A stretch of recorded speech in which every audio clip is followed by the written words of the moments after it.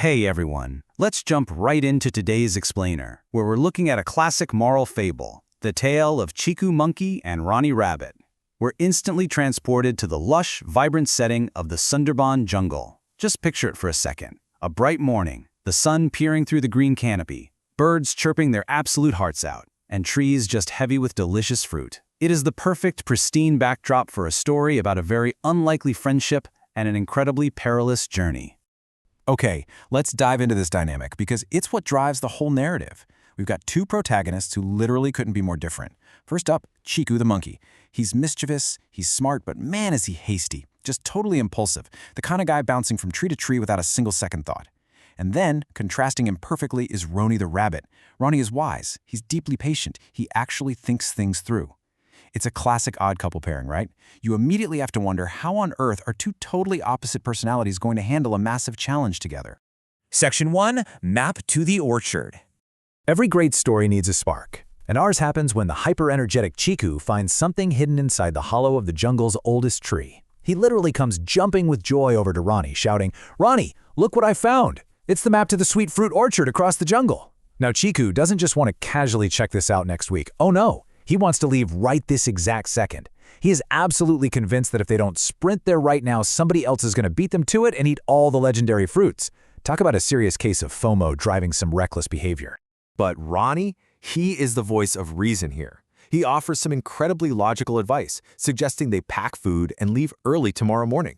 He takes one look at that map and realizes, hey, this is a really long, difficult route. We need proper provisions. Rony totally represents foresight and preparation. But Chiku completely ignores the advice out of sheer impatience. He insists they have to go right now. And Rony, being the loyal friend that he is, agrees to tag along just to make sure Chiku stays safe. Section 2. The perilous journey. So they leave their familiar sunny patch of jungle and step onto this quiet, unknown path. This timeline really paints a picture of how quickly things escalate. Morning, they start the journey. Chiku is sprinting ahead excitedly, while Rony is following slowly and steadily behind. But midday is where we hit a critical snag. Chiku, moving way too fast and hyped on adrenaline, starts grabbing these small wild fruits, takes literally one bite, and just carelessly tosses the rest away. Rony explicitly warns him, hey, don't waste food on an unknown path. But Chiku just laughs it off. He assumes there's an endless buffet waiting for them. Then the timeline shifts drastically. Afternoon brings a fierce storm, which leads right into a miserable evening of seeking shelter and facing severe hunger, before they finally reach the orchard the next morning. So you gotta wonder, is Chiku's sheer impatience gonna completely ruin the trip? It's the ultimate storytelling hook. Up until midday, everything was perfectly fine. Sunny skies, no problems. Chiku thought he was a genius. But as that afternoon rolls in, the sky turns incredibly dark. The beautiful weather just completely vanishes, replaced by these looming, heavy clouds. The tension suddenly gets very, very real. Section 3. The storm and hunger. Now the environment itself becomes the villain. The wind is howling, there's a torrential downpour, and those easy jungle paths, they turn into thick, treacherous mud. The two friends are forced to dive under a large rock just as evening hits, and the reality of the situation just comes crashing down on our hasty monkey. Chiku is absolutely starving, and he deeply, deeply regrets throwing away all those perfectly good fruits earlier. Imagine the total misery here. His stomach is growling, he's freezing, and there is absolutely zero food in sight. His impulsive actions have left him with nothing but endless, freezing rain. Section 4. A true friend saves. Just when things seem absolutely hopeless, we hit the emotional core of the fable. Rony turns to him and says, "Here you go, my friend. I saved the fruits you threw away along with some carrots." Wow. Just wow. Rony didn't just pack his own food. He quietly, patiently walked behind Chiku all day, picking up the half-eaten fruits that Chiku was carelessly tossing aside. He opens his little bag and shares those rescued provisions with a completely overwhelmed, tearful Chiku. It's a beautiful moment of realization.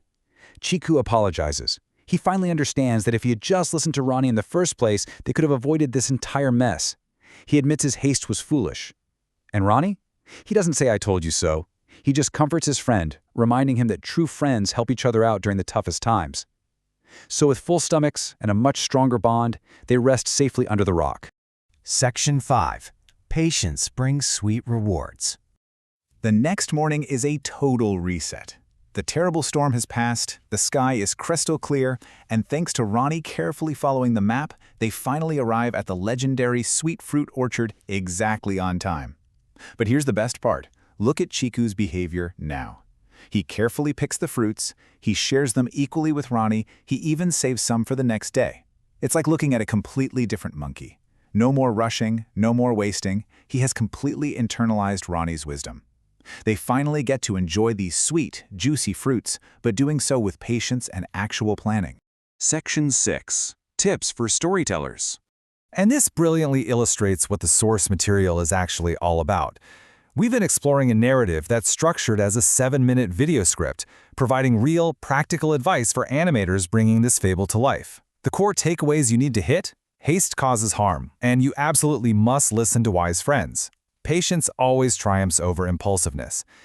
For the creators out there, the guide suggests keeping the voiceover tone cartoonish and energetic to hook the audience, while using highly realistic sound effects, like booming thunder or sweet chirping birds, to make the world feel alive. So, I'll leave you with this final thought to ponder today.